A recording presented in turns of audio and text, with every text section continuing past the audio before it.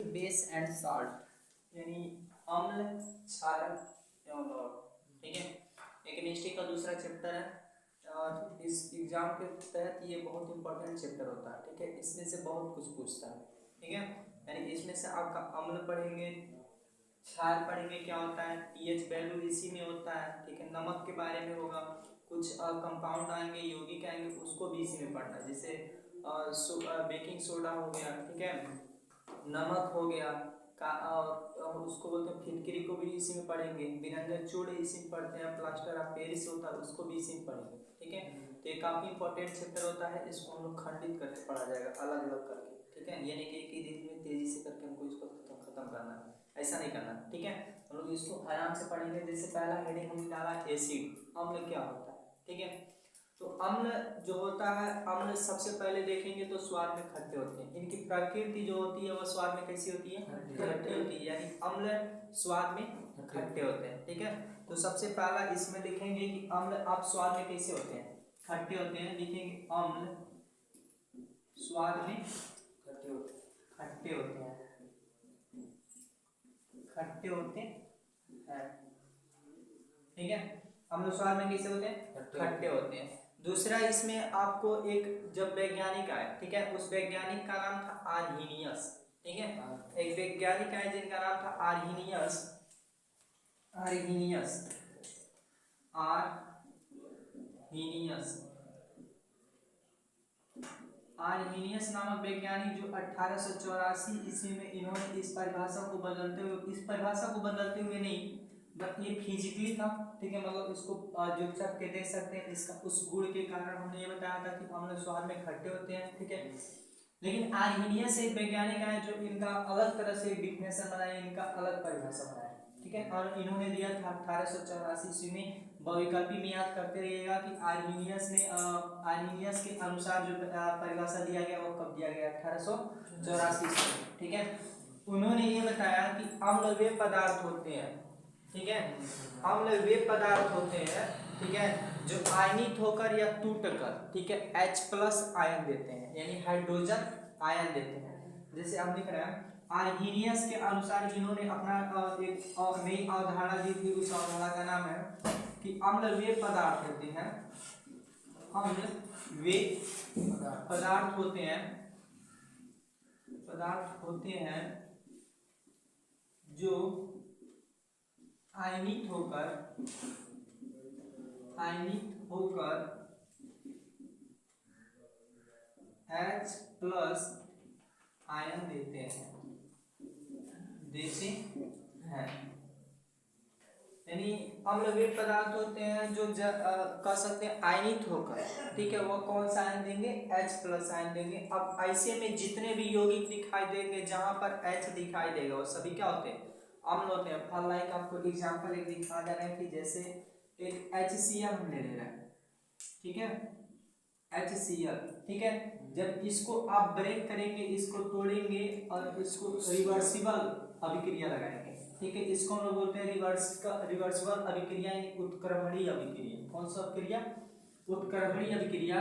जब हाइड्रोजन और क्लोराइड, यानी इसको हम लोग बोलते हैं हाइड्रोक्लोरिक अम्ल, ठीक है, इसको हम क्या बोलते हैं, हाइड्रोक्लोरिक अम्ल। जब इसको ब्रेक करेंगे तो यहाँ पे ये होता है कि एक H जो होता है इस पे प्लस चार्ज लगता है और क्लोरीन पे कौन सा चार्ज, माइनस चार्ज। तो इसमें बताइए H+ पे, यानी जो H है उस पे प्लस एक हाइड्रोजन आयन मिला है कि नहीं मिला, मिला है। जब हाइड्रोजन आयन मिला है तो इसको हम लोग क्या बोलेंगे, अम्ल बोलेंगे। ठीक है, यानी हाइड्रोजन आयन है, ठीक है, तो क्या है, अम्ल है। ठीक है, जैसे मान लीजिए अगर आपको एक और यौगिक हम दिखा दे रहे हैं HNO3, ठीक है, HNO3, जब इसको आप लोग ब्रेक करेंगे तो इसमें भी वही हल होगा कि H पे प्लस चार्ज और NO3 पर माइनस चार्ज। बस समझ रही, यानी अम्ल वे पदार्थ होते हैं जो आयनित होकर H+ आयन देते हैं, या कह सकते हैं हाइड्रोजन आयन देते हैं। उसी को हम क्या बोलते हैं, हाइड्रोनियम, उसी को हम क्या बोलते हैं, अम्ल बोलते हैं। ठीक है, क्लियर है ना। आगे नीचे इसी में मिलेगा, ध्यान से सुनिएगा, इसकी हम थोड़ी सी चेंजिंग करेंगे कि अम्ल वे पदार्थ होते हैं, ठीक है। अब ये जो मिले हमको H+, ठीक है, इनको जल से क्रिया कराना है, ठीक है। अब जैसे हाइड्रोजन आयन जो जल से क्रिया करके एक हाइड्रोनियम आयन बना लेते हैं, तब उसको अम्ल कहते हैं। अगर अम्ल का परिभाषा पूछेगा तो आपको जितना लिख रहा है उतना सब लिखना पड़ेगा। जैसे अम्ल स्वाद में कैसे हो गए, खट्टे हो गए। आर्हेनियस के अनुसार अम्ल वे पदार्थ होते हैं जो जल में जो आयनित होकर H+ आयन देते हैं, ठीक। दूसरी इसमें हमने एग्जांपल डाल दिया HCl HOD3 का। इसमें आपको दो H+ मिला, यहाँ पर भी H+ मिला, ठीक है। अब जब हाइड्रोजन आयन जल से क्रिया करके H3O, यानी इसको हम बोलते हैं हाइड्रोनियम आयन बना लेते हैं, हाइड्रोनियम आयन बना लेते हैं।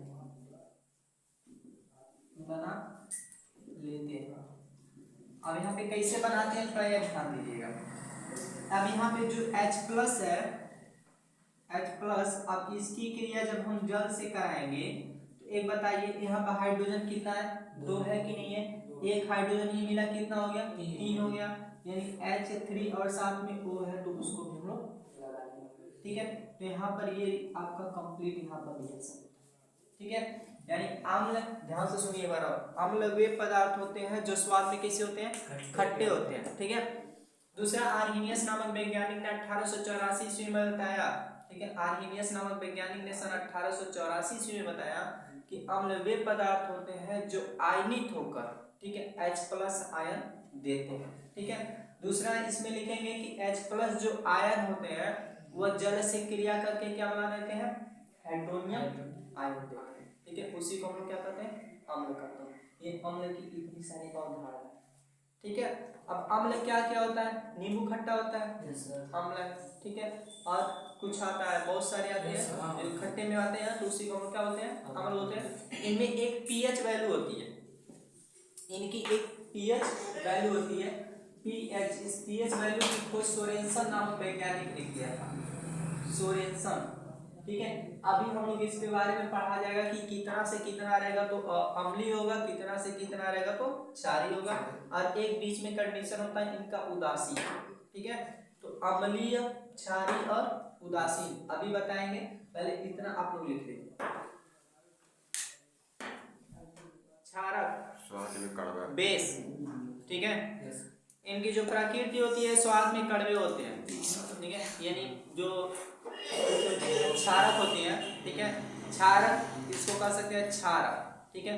जो क्षार होते हैं, क्षार स्वाद में कैसे होते हैं, कड़वे होते हैं, ठीक है। यानी कह सकते हैं कि उनकी संचारक प्रवृत्ति इतनी अधिक होती है कि उसके कारण हम उसको चख के नहीं देख सकते, ठीक है। तेजाब होता है, तेजाब तो हम लोग चख सकते हैं, नहीं चख सकते, ठीक है। फिर इसमें इसका जो अलग तरह का डिफिनेशन है जो आप लोग लिखेंगे, ठीक है, उसका डिफिनेशन ये चेंज हुआ है कि वे यौगिक जो जल में आयनित होकर, ठीक है, वे यौगिक जो जल में आयनित होकर हाइड्रॉक्सिल आयन, यानी हाइड्रॉक्सिल आयन के अलावा कोई अन्य ऋण आयन नहीं देते हैं, उन्हें हम लोग क्या कहते हैं, क्षारक, ठीक है। यानी जो भी यौगिक रहेगा उसमें आपको OH रहना संभव है, लेकिन OH किस में रहेगा, और ऋण आयन रहेगा, ठीक है। ऋण आयन रहेगा तो हम लोग उसको क्या बोलेंगे कि वो क्षार है, क्या है, क्षार है। यानी एक बार और सुनिए, वे यौगिक जो जलीय विलयन में आयनित होकर या जल में आयनित होकर हाइड्रोक्सिल आयन या हाइड्रॉक्सिल आयन के अलावा कोई अन्य ऋण आयन नहीं देते हैं, हाइड्रॉक्सिल आयन के अलावा कोई अन्य ऋण आयन नहीं देते हैं, उसी को हम लोग क्या बोलते हैं, क्षार बोलते हैं। फॉर एग्जांपल डिफिनेशन थोड़ा सा, वे यौगिक जो जल में आयनित होकर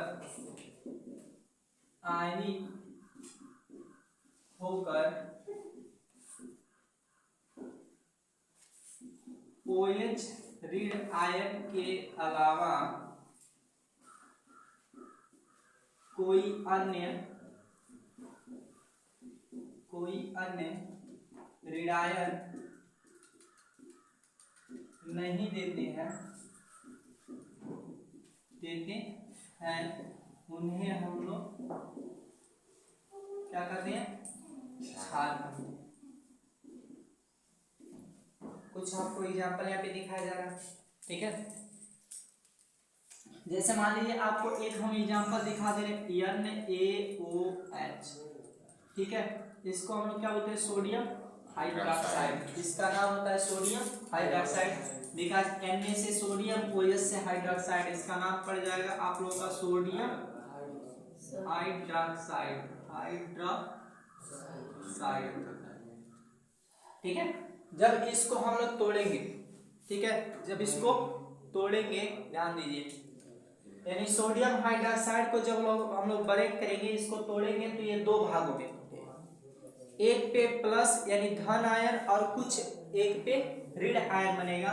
तो ऋण आयन आप लोग जान रहे हैं किस पे बनेगा, क्योंकि हमको OH ऋण चाहिए, तो OH इसमें दिखाई दे रहा है, तो साइड में OH ऋण इस पे लगा देंगे, ठीक है। और जो Na होता है, सोडियम होता है, सोडियम पे धन आयन रहता है, इसको हम लोग इस तरह दिखा देंगे। अब एक बात बताइएगा, इस यौगिक में जो इसको हम लोग ब्रेक किए हैं, इसमें OH ऋण यानी OH ऋण आयन के द्वारा कोई और ऋण आयन है इसमें नहीं है, सिर्फ एक धन आयन है। मतलब इस ऋण आयन के अलावा कोई और ऋण आयन है इसमें नहीं है, बस ये एक क्या हमारा धनायन है और ये क्या है, ऋण आयन है। यानी हाइड्रोक्सिल आयन के अलावा कोई आपको दूसरा ऋण आयन नहीं मिलना चाहिए, तो उसी को हम लोग क्या बोलेंगे, क्षार बोलेंगे। एक एग्जांपल एक हो गया, दूसरा एग्जांपल आपको दिखा दे रहा है KOH, इसको हम लोग बोलते हैं पोटेशियम हाइड्रोक्साइड, K से पोटेशियम, OH से हाइड्रोक्साइड।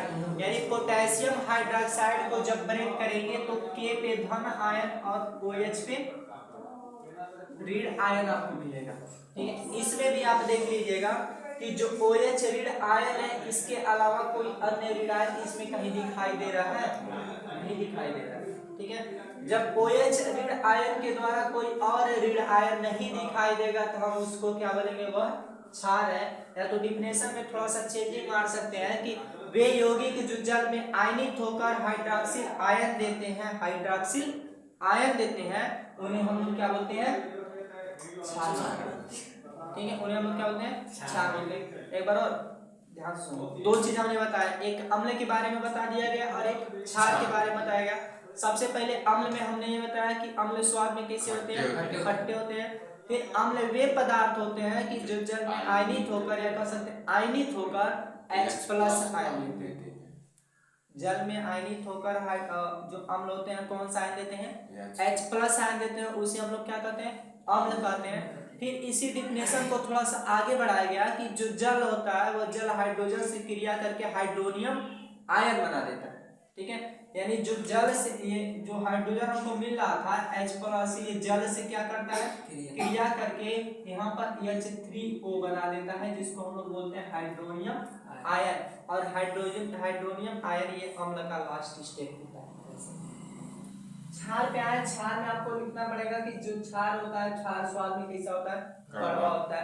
कड़वा होने के बाद वे आएंगे सीधे नीचे, वे यौगिक जो जल में आयनित होकर हाइड्रोक्सिल आयन के अलावा कोई अन्य ऋण आयन नहीं देते हैं, उन्हें हम लोग क्या कहते हैं, क्षार कहते हैं, ठीक है।